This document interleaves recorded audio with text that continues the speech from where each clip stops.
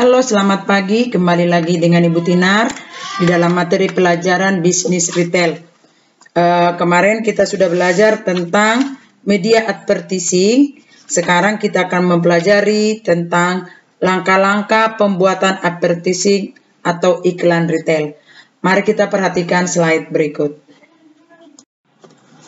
Ada beberapa langkah yang harus kita lakukan untuk membuat iklan advertising. Adapun langkah-langkah tersebut adalah sebagai berikut. 1. Menetapkan tujuan iklan. Langkah pertama adalah menetapkan tujuan periklanan. Tujuan-tujuan ini harus didasarkan kepada keputusan masa lalu tentang sasaran, positioning, dan bauran pemasaran yang mendefinisikan tugas yang harus dilaksanakan iklan dalam program pemasaran total. Artinya begini, langkah yang pertama untuk membuat advertising atau membuat iklan ini adalah menetapkan tujuan iklan. Apa tujuan kita melakukan iklan tersebut? Apakah tujuan kita supaya produk kita ini tetap diingat oleh konsumen? Itu namanya iklan pengingat, untuk mengingatkan konsumen terhadap produk yang kita buat. Atau apakah iklan ini untuk memperkenalkan produk kepada konsumen? Dalam hal ini produk yang kita berikan kepada konsumen itu adalah produk baru. Atau mungkin tujuan iklan kita hanya untuk menerobos pasar. Ya, di mana pasar begitu banyak saingan, kita akan menerobos pasar. Dari tujuan inilah kita bisa menentukan bagaimana harga yang harus kita berikan kepada produk yang kita tawarkan. Tadi contoh, jika iklan kita hanya sebagai pengingat, mungkin kita di dalam hal ini memberikan iklan ya kata-kata yang untuk mengingatkan konsumen.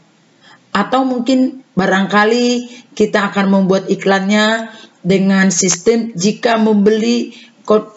konsumen membeli dalam jumlah banyak, kita akan memberikan hadiah, gift kepada konsumen. Itu bisa saja.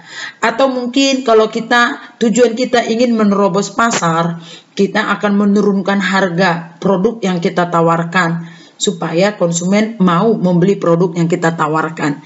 Jadi yang pertama itu adalah menetapkan tujuan iklan yang mau kita buat. Oke, paham ya? Cukup jelas? Kita lanjutkan lagi.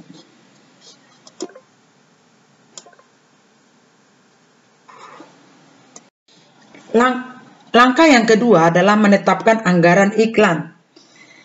Setelah menetapkan tujuan periklanan, selanjutnya pengusaha retail menetapkan anggaran periklanan, advertising budget, untuk masing-masing produk. Anggaran iklan adalah uang dan sumber daya lain yang dialokasikan untuk program periklanan suatu produk. Jadi setelah kita menetapkan tujuan, langkah yang berikutnya adalah menyiapkan anggaran. Seberapa besar anggaran yang harus kita siapkan untuk iklan tersebut. Semakin canggih media yang kita pilih, akan semakin besar biaya yang harus kita keluarkan. Semakin luas skop masyarakat yang kita jangkau, akan semakin besar iklan yang kita keluarkan. Oleh karena itu, penghitungan daripada anggaran periklanan ini harus benar-benar dikalkulasikan sedemikian rupa supaya tidak mengalami kerugian. Karena apabila iklan yang kita gunakan medianya tidak cocok dengan produk yang kita tawarkan, kita akan mengalami kerugian. Salah satu contoh misalnya, kamu baru buka usaha, katakanlah usaha martabak mini, atau mungkin usaha kamu itu bakso gang sempurna gitu ya. Alangkah ruginya jika kita menggunakan medianya iklan televisi. Kenapa? Karena daya jangkau kita itu sangat terbatas. Paling yang ada hanya di sekitar di mana kita jualan bakso tersebut. Jadi kita harus memilih media advertising yang sesuai. Kalau usaha yang kita buka itu baru usaha yang kecil, pantasnya kita menggunakan spanduk atau brosur atau menggunakan medsos. Ya, jadi kalau kita menggunakan periklanan televisi, iklan koran, majalah, itu adalah usaha-usaha yang sudah cukup besar, di mana konsumennya sudah sangat luas, sehingga tidak mengalami kerugian apabila kita membuat periklanan sesuai dengan keuntungan yang kita peroleh. Semakin besar iklan yang kita buat, semakin besar biayanya, dan harapan kita semakin besarlah keuntungan yang kita peroleh. Cukup jelas ya, saya yakin kalian paham apa yang saya sampaikan. Kalau misalnya kurang memahami, boleh bertanya sama ibu lewat WA atau lewat kelas room ini. Kita lanjutkan lagi.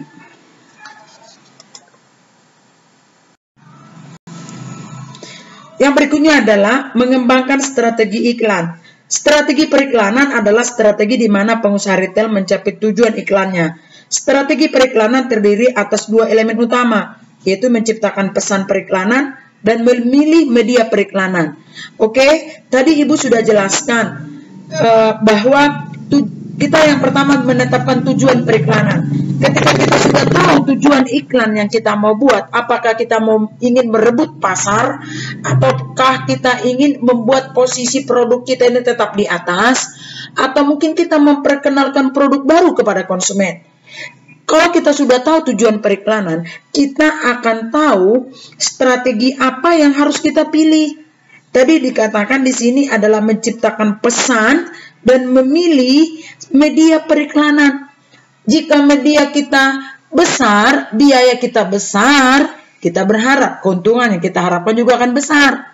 Dan sebaliknya, kalau usaha kita masih kecil, jangan pilih media yang besar. Pilihlah dengan skop yang kecil, dengan biaya yang kecil.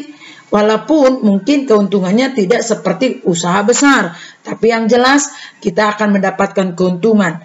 Oleh karena itu, pilihlah strategi iklan sesuai dengan tujuan periklanan dan pilihlah media periklanan yang sesuai dengan tujuan tersebut, supaya kita tidak mengalami kerugian yang jauh lebih besar.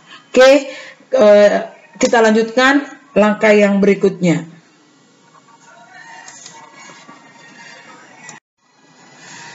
Langkah yang terakhir adalah mengevaluasi efektivitas iklan dan tingkat pengembalian investasi iklan.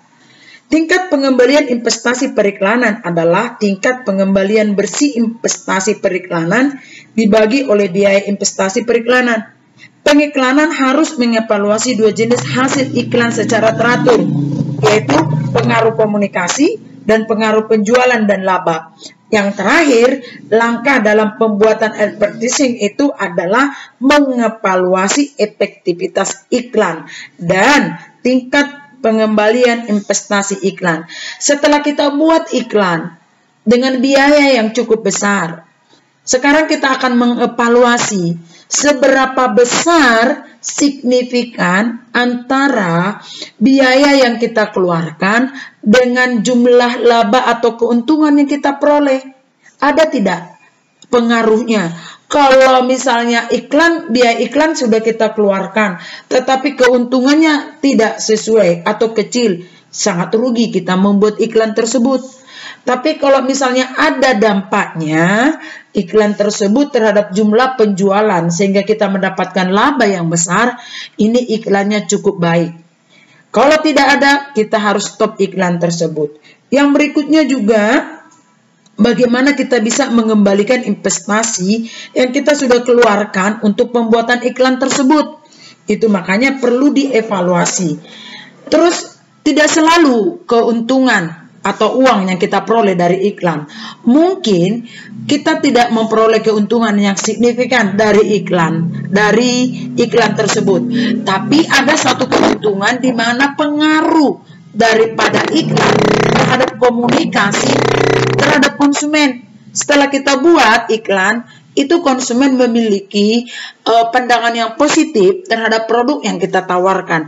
Ini juga sangat baik untuk perkembangan produk yang kita tawarkan kepada konsumen. Oke, jadi tidak selalu uang yang harus kita kejar. Kita perlu membangun hubungan komunikasi yang baik dengan konsumen. Karena ketika kita membangun hubungan yang baik kepada konsumen, kita membangun komunikasi, saya yakin konsumen juga akan suatu saat akan melirik produk yang kita tawarkan. Oke? Sampai di sinilah pelajaran kita. Saya berharap kalian bisa memahaminya. Sekarang kerjakanlah tugas yang Ibu sampaikan. Semua mengerjakannya dan segera dikirim. Boleh melalui Classroom, sebaiknya pakai Classroom. Karena kemarin Pak Widarto sudah tegur, kita tidak lagi menggunakan WA. Tapi kalau kamu kirim di Classroom, tetaplah kirim ke WA. Karena saya lebih gampang mengoreksinya lihat WA. Jadi ada dua cara mengirim dan dua-duanya harus dilakukan, baik Classroom maupun melalui WA. Terima kasih sekali lagi atas perhatiannya dan selamat siang.